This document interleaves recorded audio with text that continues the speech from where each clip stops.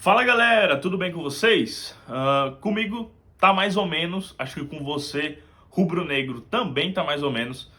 Depois da semana passada do jogo contra o Fluminense, na decisão da Taça Guanabara, o Flamengo que no primeiro tempo nos deu uma esperança de um time melhor, um time diferente, um time que tiveram muitas mudanças nas escalações, né? No time titular, o Vitor Pereira fez muitas mudanças naquele time. E o time pareceu que conseguiu se encaixar naquele primeiro tempo daquele jogo, pressionando em cima, o Fluminense com muito pouco espaço, o Flamengo criando jogadas e saindo gol numa jogada individual do Cebolinha, né? Que é isso que a gente precisa dele. O Cebolinha ele foi contratado para isso, para sair, para driblar, para entrar na área, para criar jogada daquela maneira. O que ele não vinha fazendo nos outros jogos, que era só pegou a bola, tocou para trás e só. Era só isso que ele estava fazendo. Então, esse gol foi muito bom para ele ganhar confiança. Mas aí chega o segundo tempo do jogo, parece que o Vitor Pereira ele desiste, né? Ou ele faz as mudanças que o time perde essa característica de pressionar em cima. O Fluminense, por consequência, abre espaço, consegue fazer um gol e consegue fazer a virada em cima do Flamengo. E a gente liga o alerta de novo, né? Que tinha se desligado naquele primeiro tempo, que nos deu um tipo de esperança. Aí depois do jogo tivemos algumas manifestações da torcida, alguns dias lá no CT do Flamengo. E hoje, né, na segunda-feira, a gente tem um confronto contra o Vasco pela semifinal do Campeonato Carioca.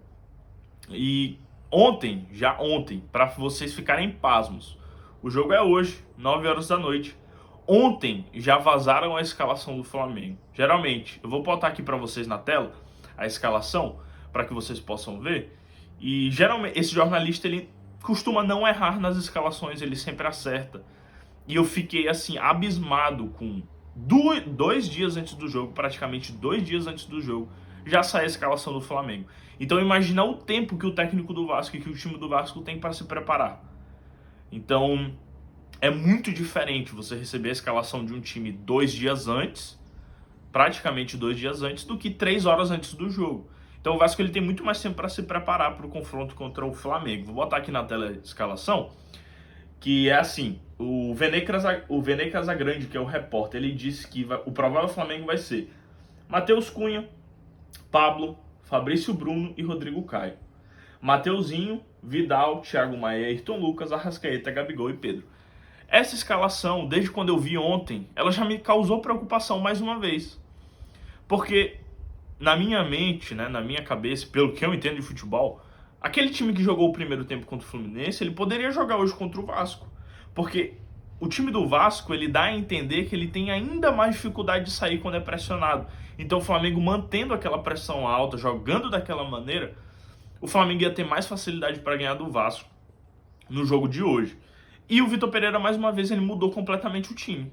O time, mais uma vez, vem completamente diferente do jogo passado. Isso me dá a entender que o Vitor Pereira está perdido, porque ele não sabe o que ele vai fazer com o time.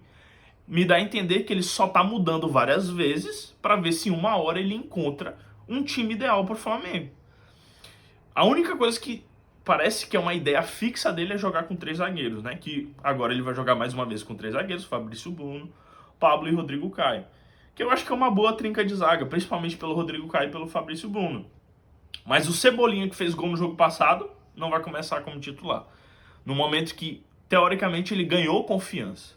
O Matheus Gonçalves, que vem jogando muito bem, não vai jogar, como não jogou no jogo passado, e talvez nem entre hoje, como nem entrou no jogo passado. E o Pedro, Gabigol e Arrascaeta voltam a jogar os três juntos. Ou seja, é um time bem técnico, mas um time que não vai ter muita velocidade.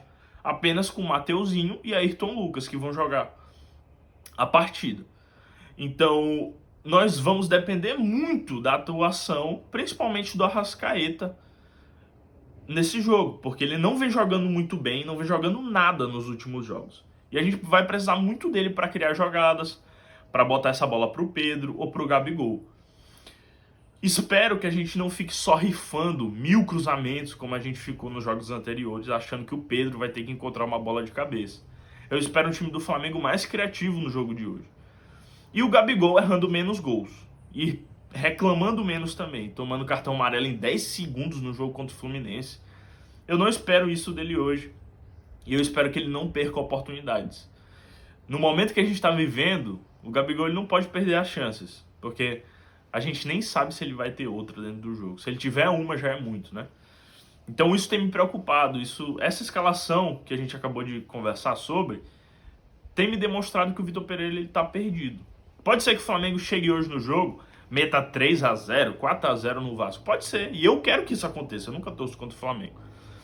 Mas o trabalho ele é duvidoso do Vitor Pereira. Eu começo a duvidar cada vez mais do trabalho dele.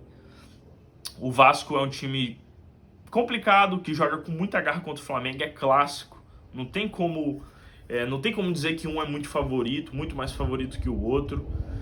Então é um jogo perigoso. O Pedro Raul tá jogando muita bola, tem que tomar muito cuidado com ele. Então o Flamengo tem que entrar bem ligado nesse jogo e tem que entrar com raça, tem que marcar em cima.